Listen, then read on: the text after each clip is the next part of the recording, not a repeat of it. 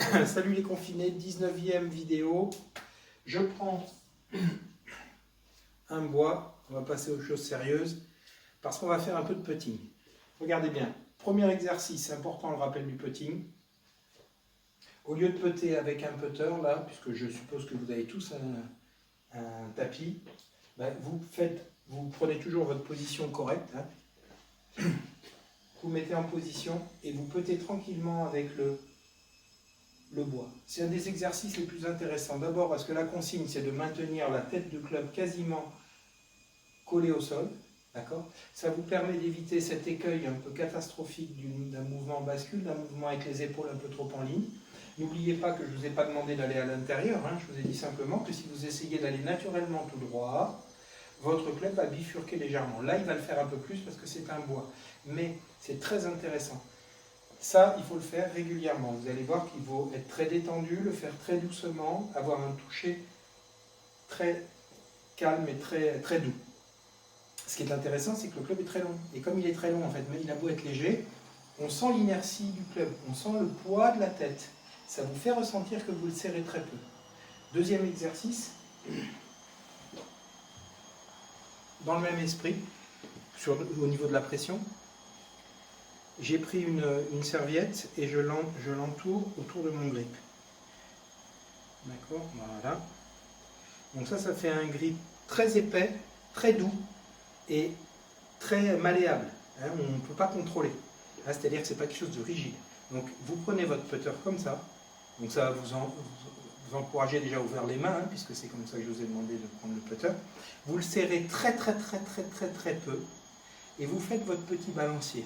Vous essayez de vous relâcher les mains, c'est très agréable. Le grip est tout doux. Et vous sentez que, regardez là, quand je le fais, vous voyez bien que mon club ne bouge pas dans mes mains pour autant.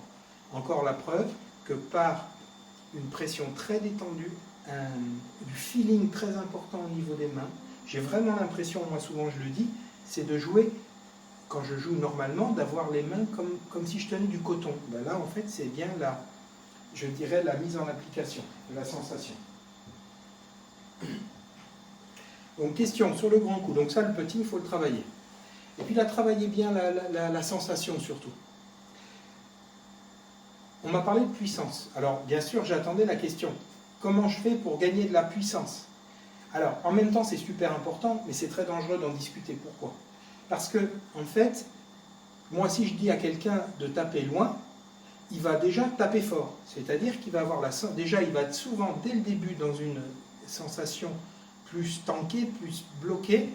Il va prendre un élan un peu en force pour pouvoir cogner dans la balle. Et bien sûr, nous, c'est exactement ce qu'on fuit. C'est pour ça que c'est dangereux. Il faut que vous compreniez quand même, en théorie, que là, pour avoir de la puissance, il faut que le club ait de la vitesse. Mais la vitesse, ce n'est pas je dirais, le facteur prépondérant. Même si vous, d'instinct, vous croyez que c'est le facteur le plus important. En fait, regardez bien. Si je prends une raquette, vous avez tous joué plus ou moins au tennis. Si je prends une raquette comme ça, j'essaie de taper très fort. D'accord? Très fort, mais vers le sol, comme ça. D'accord? Est-ce que vous êtes d'accord que si je tape la balle, j'ai beau avoir une raquette qui va très vite, la balle, elle n'avance pas.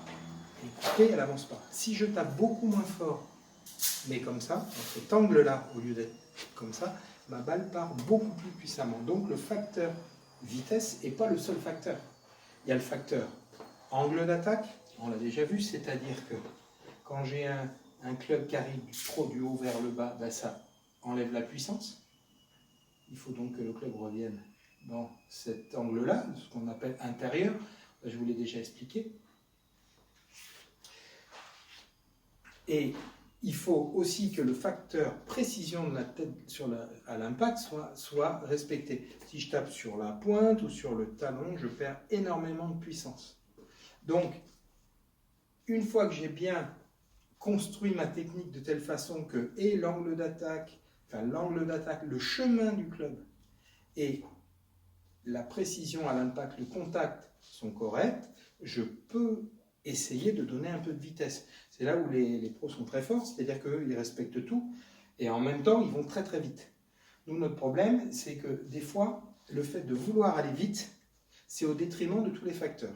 Donc si la réponse elle n'est pas satisfaisante, c'est-à-dire que je vous dis, soyez patient, essayez plutôt de travailler bien votre technique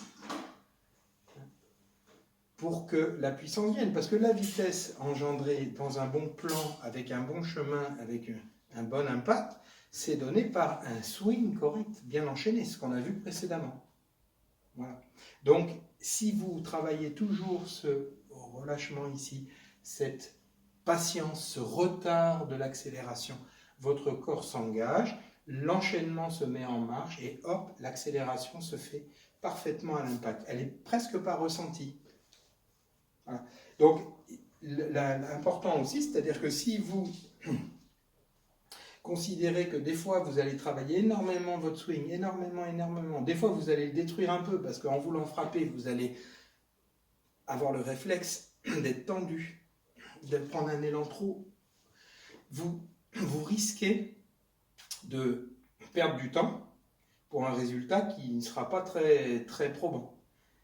Je crois que c'est plus important pour vous de bien analyser le truc, c'est-à-dire que est-ce que taper plus fort va vous faire prendre les greens en régulation, c'est-à-dire en 2 sur des par 4, en 3 sur des par 5, en 1 sur des par 3. Souvent, non. C'est-à-dire que tout le travail que vous avez fait va plutôt vous desservir. Pourquoi? Parce que vous n'aurez pas travaillé votre petit jeu. L'important, c'est d'avoir la conscience que vous avez une certaine distance et qu'il faut donc améliorer les coups qui vous permettent, les coups gagnants, ceux qui vous permettent de vous rapprocher du drapeau. Si vous avez tendance à être à 40-50 mètres en moyenne du green, vous travaillez vos coups à 40-50 mètres de façon beaucoup plus assidue. Il faut aimer travailler ça, il faut aimer ces coups-là, parce que si vous ne les aimez pas, vous ne les travaillerez pas.